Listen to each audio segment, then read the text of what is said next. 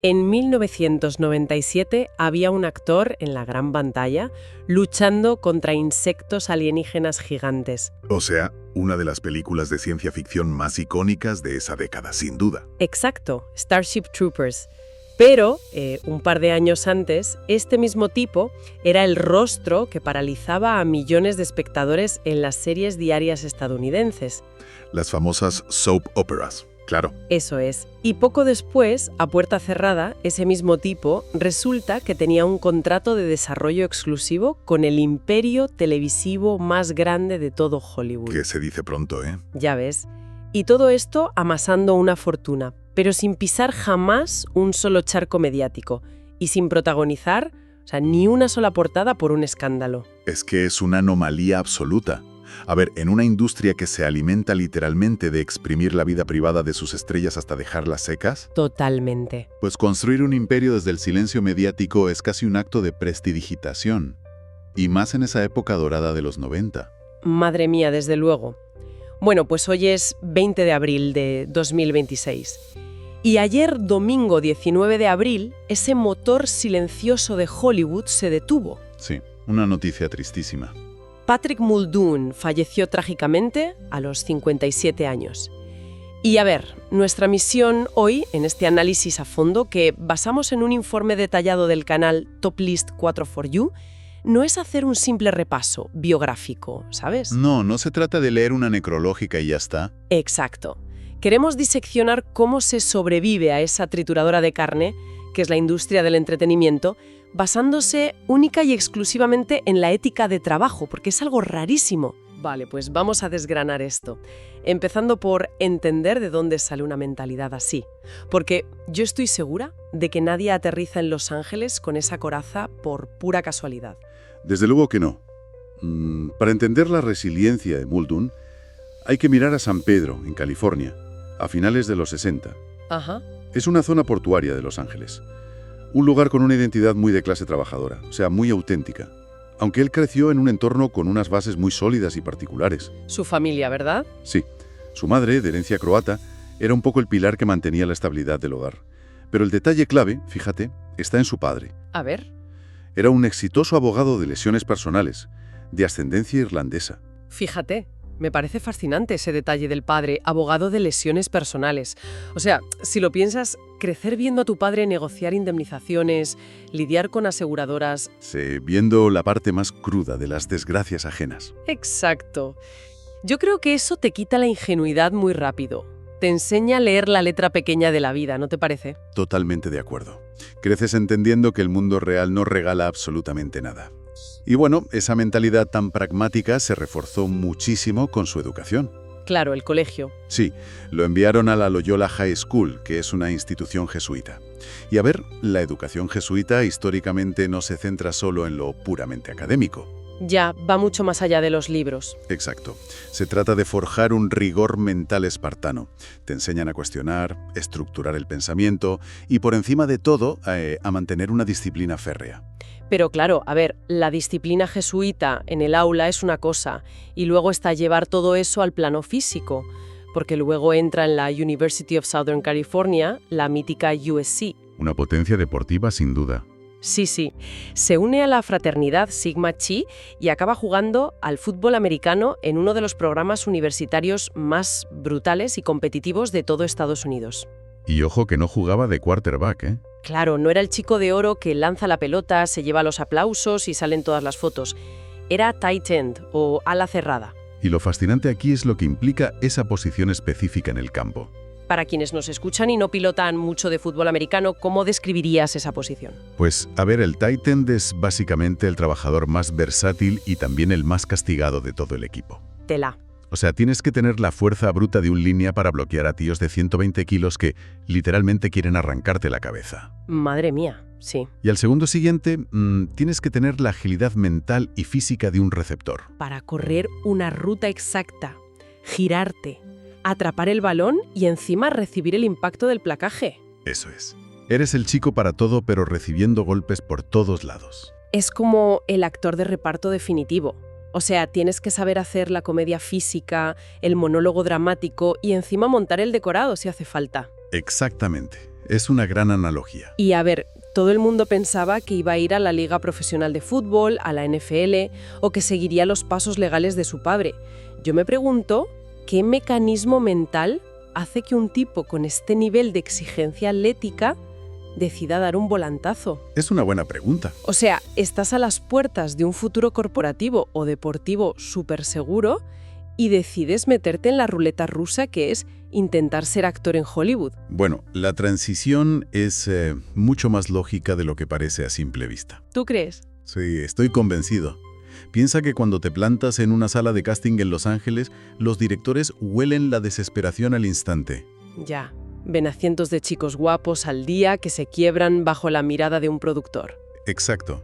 Pero Muldoon entraba con la postura de alguien que ha sobrevivido a los entrenamientos de la USC y al rigor de los jesuitas. Claro, a ver, el rechazo de un director de casting no es nada comparado con que un entrenador te grite delante de 80.000 personas por saltarte un bloqueo. Nada que ver. Y esa confianza, esa capacidad para recibir un golpe emocional y mantenerte firme en tu marca, pues le dio una presencia escénica inamovible desde el minuto 1. Una presencia que, desde luego, no tardó en capitalizar, porque empezamos en 1991 con una pequeña aparición en Saved by the Bell. Salvados por la campana, claro. El rito de iniciación de cualquier actor joven de los 90. Tal cual. Pero el salto cuántico ocurre en el 92, cuando se convierte en el primer actor en encarnar a Austin Reed en ese mastodóntico culebrón diurno que era Days of Our Lives. Un fenómeno absoluto de audiencias en esa época. Y aquí es donde la cosa se pone realmente interesante para mí. A ver. Porque la trampa clásica de la industria es que si entras en una serie diaria y te conviertes en el rompecorazones, te quedas atrapado ahí. O sea, eres el guaperas de la tele para siempre. Sí, es la famosa jaula de oro. Las audiencias de estas series en los 90 eran de decenas de millones de personas cada tarde. Una barbaridad. Te pagan maravillosamente bien, la gente te adora por la calle, pero el cine de prestigio o el prime time dejan de tomarte en serio automáticamente. Te encasillan. Sí. Pero claro, él rompe esa jaula. En lugar de exprimir el papel de chico bueno, en el 95, se va a Melrose Place, en pleno prime time. Sí, un movimiento súper arriesgado. Y encima, para interpretar a Richard Hart, que era básicamente un villano, un tipo manipulador y bastante despreciable. Totalmente diferente a lo que venía haciendo. Y como si eso no fuera suficiente riesgo, de ahí salta a una superproducción de Hollywood, Starship Troopers en el 97. Palabras mayores. Dirigida por el mismísimo Paul Verhoeven. A ver, ayúdame a entender este salto. ¿Cómo convences a un director de culto, conocido por ser un perfeccionista absoluto, para que le dé el papel de un militar espacial al exgalán de un culebrón? Pues mira, si conectamos esto con el panorama general de cómo funciona realmente un rodaje por dentro, todo cobra sentido. Sí. Sí, porque existe un inmenso esnovismo hacia las series diarias, eso es un hecho. Pero en la realidad técnica es otra muy distinta.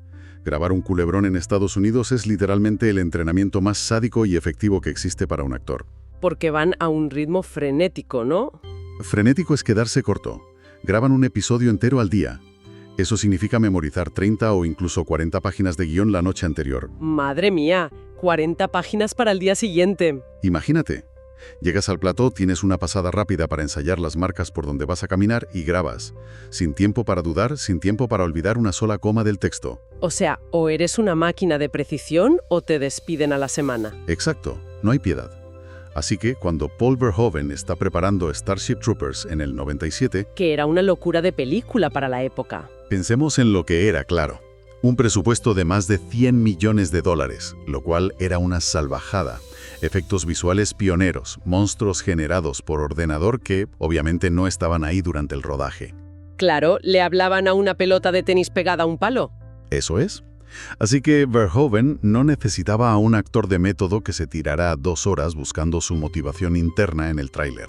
Ya, necesitaba un soldado. Necesitaba a alguien que pudiera pararse exactamente en la marca verde, decir su línea de diálogo a la perfección mientras fingía disparar a un bicho gigante que añadirían 6 meses después en postproducción, y hacerlo todo a la primera. ¡Guau! Claro, Muldoon, con su memoria muscular de las series diarias y su mentalidad de jugador de fútbol americano, era la herramienta perfecta para el director. Claro, les ahorraba cientos de miles de dólares en retrasos porque nunca fallaba una toma. O sea, demostraba demostró que podía dominar la atención de las amas de casa por la tarde, ser el canalla en el prime time nocturno y pilotar naves en el blockbuster del verano. Una versatilidad rarísima en Hollywood. Pero hay una capa subterránea en esta historia que, para mí, cambia por completo la dimensión del personaje. Detrás de las cámaras, en los despachos. Sí, su faceta más desconocida y yo diría que probablemente la más brillante de todas. Hablamos de los acuerdos corporativos. Porque en los 90, Muldoon consigue un acuerdo de desarrollo en exclusiva nada menos que con Spelling Entertainment. Ostras, esos son ligas mayores. Vale, hagamos una pausa aquí, porque para nuestra audiencia, ¿qué significa todo esto hoy en día? A ver, Para quien no recuerde la magnitud de Spelling Entertainment en los 90, estamos hablando de la productora de Aaron Spelling, la fábrica que creó Sensación de Vivir, Beverly Hills 90210, Melrose Place, Embrujadas. eran literalmente los dueños de la televisión. Que un actor consiguiera un contrato de desarrollo en exclusiva con ellos es, salvando las distancias, el equivalente a que hoy en día Apple o Netflix te den un cheque en blanco para que inventes lo que quieras porque confían ciegamente en tu visión. Es una analogía perfecta. Y esto plantea una pregunta importantísima sobre cómo se percibía su intelecto en la industria. Porque Spelling no era tonto. Exacto. Aaron Spelling no regalaba acuerdos de desarrollo millonarios por tener una sonrisa bonita o un buen físico. Claro, Un acuerdo de este tipo significa que la productora te paga no solo por actuar delante de la cámara, sino por traerles ideas, por desarrollar guiones desde cero, por producir nuevos formatos. veían en Muldoon la mente de un productor atrapada en el cuerpo de un actor, entonces. Sabía leer el mercado como nadie, seguro. Y esa visión de mercado se tradujo en una diversificación brutal de su carrera. O sea, no se quedó en su casa esperando a que Spielberg lo llamara para la próxima película. No, él generaba su propio trabajo. Se lanzó al cine para televisión, protagonizó cintas como Black Cat Run y se convirtió en una pieza clave para cadenas enormes en Estados Unidos como Lifetime y Hallmark. Cadenas que a veces pasan desapercibidas en los premios, pero que son gigantes. Sí, sé que a veces la crítica más purista mira por encima del hombro a estas cadenas, pero financieramente y a nivel de producción son máquinas perfectamente engrasadas. Totalmente. Son negocios de miles de millones. Y al igual que las series diarias, las producciones de Lifetime o Hallmark funcionan con márgenes de tiempo y presupuestos súper estrictos. No te puedes pasar ni un día de rodaje. ¿Qué va? No hay espacio para egos, para caprichos de estrella, para retrasos, ni muchísimo menos para escándalos. Claro. Si te conviertes en un habitual de esas cadenas, como hizo él, significa que eres una apuesta segura a nivel empresarial. Que los inversores saben que con tu nombre en el cartel, la película se entrega a tiempo y da rentabilidad. O sea, Muldoon entendió perfectamente que el glamour de Hollywood es súper efímero, pero ser un activo fiable te genera una carrera de 30 años. Ese fue su gran secreto, sin duda. Una carrera que mantuvo activa sin pausa, ojo, porque en 2015 está produciendo y protagonizando Badge of Honor y en 2020 sigue estrenando películas como Arkansas y The Comeback Trail. Un currante incansable. Y el resultado es que, según las estimaciones de la industria, generó un patrimonio neto de entre 5 y 8 millones de dólares. Pero a ver, lo asombroso no es la cifra en sí, sino cómo la construyó, paso a paso. La construyó desde las sombras, literalmente. Sí, Invertía su dinero, producía proyectos, mantenía acuerdos de patrocinio y de forma muy discreta alimentaba su otra gran pasión, que mucha gente ignora. la música, ¿verdad? Sí, era músico. Era el típico tipo que después de un rodaje extenuante de 12 horas, pasando frío, no se iba al club de moda de Sunset Boulevard para que los paparazzis le hicieran la foto de rigor. Ya, no buscaba esa validación externa. Para nada. Se iba a su casa tranquilamente a componer con su guitarra o a seguir de cerca la temporada de fútbol de su antigua universidad. Prefería, como solía decir, la paz a la publicidad. Es una frase que parece muy sencilla, ¿eh? Paz por encima de publicidad. Pero aplicarla en la capital mundial del ego es casi un acto de monacato. Totalmente. Es ir contracorriente. Y a ver, todos, pero absolutamente todos los testimonios de quienes trabajaron con él, desde actores hasta eléctricos, apuntan en la misma dirección. Era el tipo más leal, divertido y amable del set. Y eso vale su peso en oro. Hacía que el trabajo de los demás fuera más fácil. Es que esa es la métrica oculta de Hollywood, la que nadie te cuenta. El talento te abre la puerta, por supuesto, pero ser alguien con quien la gente genuinamente quiere pasar 14 horas al día en un plato helado a las 3 de la mañana, eso es lo que te mantiene dentro del negocio. Claro, porque nadie quiere trabajar con un imbécil por muy bueno que sea. Exacto. Su legado entre sus compañeros de profesión está cimentado puramente en esa amabilidad genuina y en su profesionalidad. Y es precisamente esa vitalidad, ¿no? Esa imagen que tenemos del exatleta súper disciplinado, que se cuida, que parece tenerlo todo bajo un control absoluto, lo que hace que el desenlace de esta historia sea tan difícil de asimilar hoy. Es un golpe durísimo. Ayer domingo, 19 de abril de 2026, por la mañana, Patrick Muldoon sufrió un infarto repentino. Tenía solo 57 años. Es una de esas noticias que congela a la industria por completo. Porque, cuando alguien con un historial público de excesos fallece, hay una cierta fatalidad esperada, lamentablemente. Ya, como que no te sorprende tanto, aunque sea triste. Eso es. Pero cuando alguien que ha representado durante décadas la constancia, la disciplina física y mental, se apaga de una forma tan prematura y abrupta. Rompe por completo nuestra ilusión de control, ¿verdad? Totalmente, te deja sin palabras. Te recuerda de la forma más cruel la absoluta fragilidad de la vida. Es un shock paralizante para todos. Si lees los tributos que están inundando las redes ahora mismo, por parte de compañeros de reparto, directores de fotografía, maquilladores, el patrón es siempre el mismo. ¿Qué es lo que más destacan? Pues mira, mencionan Melrose Place de pasada, o sus películas famosas, pero se centran en el día que Muldoon se quedó horas extras sin cobrar para ayudar a un actor joven a pasar sus líneas. Qué bonito. O en cómo trataba al último becario del equipo técnico con exactamente el mismo respeto que al productor ejecutivo del estudio. Como decía una de nuestras fuentes en la investigación, las leyendas no desaparecen, permanecen en las repeticiones, en los recuerdos. Es una cita preciosa. Y la verdad nos lleva a redefinir qué es realmente triunfar en el mundo del entretenimiento. Completamente. Porque nos han vendido la idea de que el éxito es ganar un Oscar, ser la persona más buscada en Internet durante una semana o tener el contrato más ruidoso de la historia. Portadas de revistas, polémicas en redes. Exacto. Pero Muldoon demostró que hay un camino alternativo. Un éxito medido no en picos de histeria colectiva, sino en una línea constante de respeto y solvencia profesional a lo largo de 30 años. Sí, él entendió su trabajo como un oficio de verdad, como un artesano que acude al taller cada día, pule su obra de la mejor manera posible y luego vuelve a casa con su familia sin hacer ruido. Construyó un edificio a prueba de terremotos, básicamente. Totalmente. Bueno, hoy hemos hecho un recorrido inmenso en este análisis. Hemos empezado en las aulas jesuitas entendiendo el valor de la estructura. Hemos sentido los golpes en el césped de la USC para entender su resistencia al rechazo. Hemos visto cómo hackeó el sistema. Exacto, utilizando la trituradora que son los culebrones para convertirse en el arma secreta de directores de ciencia ficción y luego en el cerebro detrás de los despachos de Spelling Entertainment. Hemos despedido en definitiva a un profesional que hizo del trabajo duro su única marca personal. Y que deja tras de sí horas y horas incalculables de entretenimiento en pantalla. Y, sobre todo, una lección magistral de cómo navegar por las aguas más tóxicas de la cultura popular sin mojarte ni un poquito. Es un legado admirable, sin duda. Y para cerrar nuestra inmersión de hoy, si uno se para a pensar en ese mantra que guiaba su vida personal, esa elección deliberada de, como decíamos antes, la paz por encima de la publicidad. Ajá. En este momento exacto de la historia, vivimos en una cultura de la sobreexposición absoluta, o sea, es innegable. Todo el mundo está en un escaparate 24/7. Exacto.